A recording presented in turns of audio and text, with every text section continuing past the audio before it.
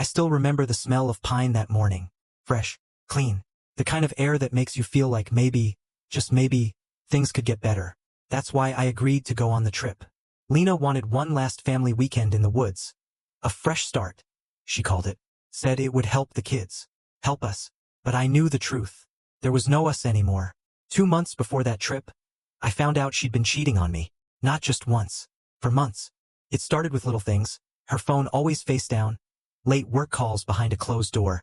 Her perfume different, sweeter. Like she was trying to impress someone. Then came the receipts.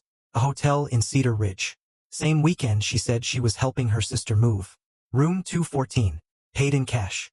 I didn't confront her right away. I waited. Watched. And then I saw the texts. Can't wait to see you again. He suspects nothing. Once he's out of the picture, it'll be just us. Her and Dale, her so-called friend, from her yoga group. I sat at the kitchen table that night, the phone in my hand, my heart pounding like a drum. She came in, saw my face, and knew. She didn't deny it. She said, "It just happened, Mark. It didn't mean anything." I looked at her and said, "You don't get to decide what it meant. You broke us." I wanted to leave, pack my bags and walk out. But Kai was only 10. Nala was 8. I didn't want to rip their world apart unless I had to. So I told her no more lies, no more secrets. We'd go to counseling, try to fix it for the kids. But deep down I was already gone, and she knew it. So when she suggested the camping trip, just her, me, the kids, and her friends Trina, Marnie, and Dale, I said yes. Not because I believed in second chances, but because I wanted to see what kind of person she really was. Turns out I got my answer. The morning we disappeared, the sun was just rising. Birds chirped. The campfire crackled. Lena was making pancakes. Trina and Marnie were laughing about some joke. Dale stood by the truck, sipping coffee, watching me like a hawk. Kai came up to me holding a stick. "Dad, can we go look for frogs? There's a little pond down the trail." I looked at Lena. She didn't even look up. "Sure," she said, flipping a pancake. "Just be back by 9. We're breaking camp soon." I didn't think anything of it. Just a normal morning. So Kai and I walked down the trail, laughing, poking at mushrooms, throwing rocks into the pond. He found a salamander and nearly jumped out of his shoes. We spent maybe 12-13 minutes down there. When we got back, nothing.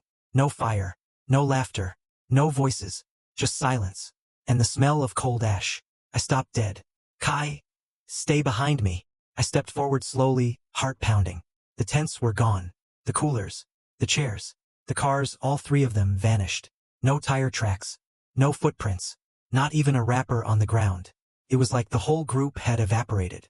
All that was left was a flimsy folding table, the kind you buy at a garage sale, standing crooked in the dirt. On it, a single sheet of paper. A rock held it down. Kai picked it up, hands shaking. He read it out loud, voice cracking. "This is for the best. Trust me." I knew that handwriting. It was Lena's. I looked around. No signs of panic. No struggle. No search effort. Just gone. My stomach dropped. They didn't get lost. They didn't go for help. They left us. On purpose. I turned to Kai. His face was pale. His eyes wide.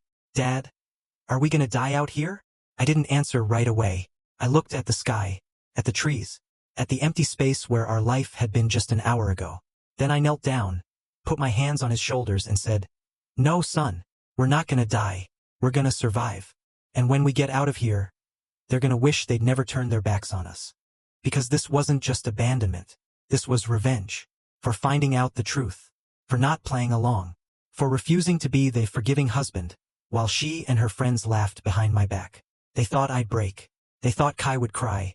They thought we'd starve, freeze, give up. But they didn't know me. And they didn't know my son. The first night nearly broke us. No tent. No sleeping bags. Just the cold ground and a sky full of stars. Kai curled up against me, shivering. Not just from the cold, from fear. "I don't understand, Dad," he whispered. "Why would Mom do this?" I didn't have a good answer. Sometimes people make bad choices, Kai. But we don't have to. We're gonna make it. Promise. I held him close, whispering stories about my dad, his grandpa, teaching me how to survive in the woods when I was his age, how to find water, how to read the wind, how to keep moving when everything hurts. Those stories kept us both going. Day 1, we built a lean-to. I found a fallen pine, used the branches and leaves to make a shelter. Kai helped gather moss for padding.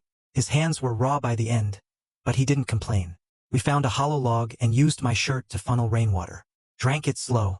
Tasted like dirt. But it was wet. Day 2 hunger hit. Kai's stomach growled all day. I showed him how to identify safeberries, blackberries, wild strawberries. Avoid the red ones. Taught him how to set a snare with his shoelaces. We didn't catch anything. But we tried. That night, coyotes howled in the distance. Kai pressed close to me. Are they gonna come get us? He asked. No, I said. We're the ones in charge now. Not them. Not the woods. Day 3, the storm came. Rain poured for hours. Our lean-to leaked. We huddled under a tarp I tied between 2 trees. Kai coughed all night. I stayed awake, rubbing his back, whispering, "We're gonna make it." Day 4, exhaustion set in. Kai's lips were cracked, his legs weak. He looked at me and asked again, "Dad, are we gonna die?" I knelt in front of him, took his face in my hands. "We are not gonna die. You hear me? We are strong. We are smart. And we are together. That's all we need." He nodded, swallowed hard, and didn't cry. Day 5, we found a stream. Clear water. Cold. We dropped to our knees and drank until our stomachs hurt. I laughed. Actually laughed. And Kai did too. It was the first real smile I'd seen in days. That night I told him about the affair. Not to hurt him, but so he'd understand. She chose them over us, Kai. But we don't need her to survive. We've got each other. He looked up at me and said, "Then we don't need her at all." Day 6 to 10. We followed the stream downhill. I carved us walking sticks. We moved slow. Kai limped from a cut on his foot. I wrapped it in cloth from my shirt. We ate roasted acorns, boiled cattail roots. Once we caught a small fish with our hands. Shared it like it was a feast. On day 10 we saw tire tracks. Then a dirt road. Then headlights. A park ranger's truck rounded the bend. He slammed on the brakes. Stared at us like we were ghosts. "Holy hell," he said. "We've been searching for you for over a week. Your wife said you wandered off and never came back." I looked at Kai. He didn't speak, but I saw it, the fire in his eyes. And I knew this wasn't over, because she lied. And now it was time to answer. When we stepped out of the ranger's truck into town, people gasped. Cameras flashed. A crowd gathered. Someone shouted, "They're alive!" To the world, we were a miracle. But to me, this was war. At the police station, officers filled us in. Lena and her friends said we wandered off, claimed they searched for hours, said they even called for help. But the records told a different story. No search efforts after day 1. No missing person reports. No calls to hospitals. Nothing. The chief leaned across the desk. People don't pack up and vanish like that. Not unless they want someone gone. I didn't say much, just kept my hand on Kai's shoulder. That night, Nala ran into my arms, sobbing. "Dad, I knew she was lying. She said you ran away. But I didn't believe her." Kai whispered, "She left us to die. I'll never go back to her." I realized then, this wasn't just about me. It was about my kids. They needed to see justice. So the next morning I called my lawyer, Ray. We started building a case. The note, the ranger's testimony, medical reports showing Kai's dehydration and malnutrition, bank records, spa visits, dinners, even a concert during the search. And the affair. The hotel receipt, the texts, the photos. Ray said, "This isn't just abandonment. This is attempted murder." We didn't confront them. We didn't argue. We just gathered the truth piece by piece until we had a mountain of proof. And when the time came, we'd drop it in public. The same way they left us. Cold, exposed, and powerless. The storm hit fast. Once the police saw the evidence, the note, the lack of search, the affair, they moved in. Lena stuck to her story. He wandered off. We tried to find him. But the cracks were everywhere. Photos online. Her and her friends laughing over cocktails while we were fighting to survive. The note, her own handwriting, sealed it. The chief told me, "She didn't just abandon you. She orchestrated it." Then the news exploded. Headlines.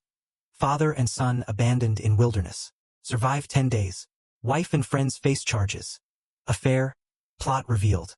People were furious. Social media turned them into villains. Reporters camped outside their homes. Jobs gone.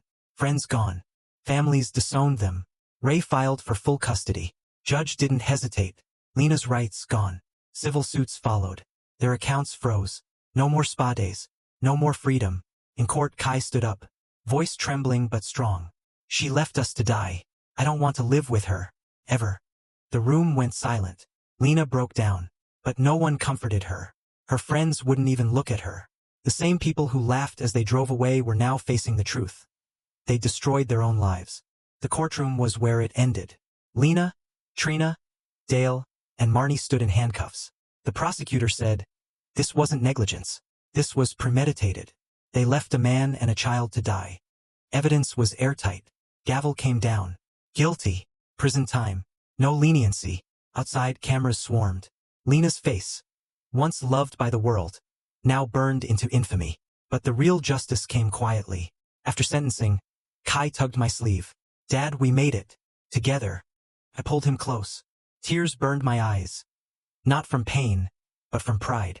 Months later, at a survival fundraiser, I told our story, not as a tragedy, but as a triumph. Kai leaned over and whispered, "Remember the note? This is for the best. Trust me." He chuckled. Turns out, she was right.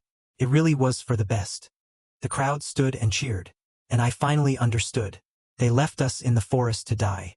But in doing that, they only destroyed themselves. And out of that wilderness, Kai and I emerged. Not just alive, but unbreakable.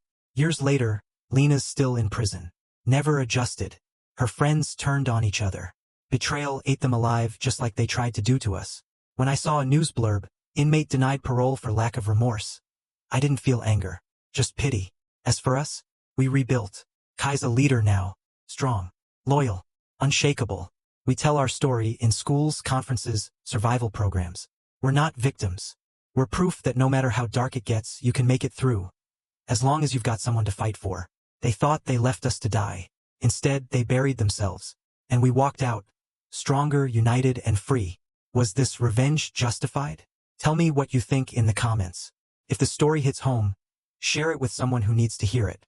And subscribe for more real tales of betrayal, survival, and justice. Because here, every lie has its day, and every betrayal finds its shadow.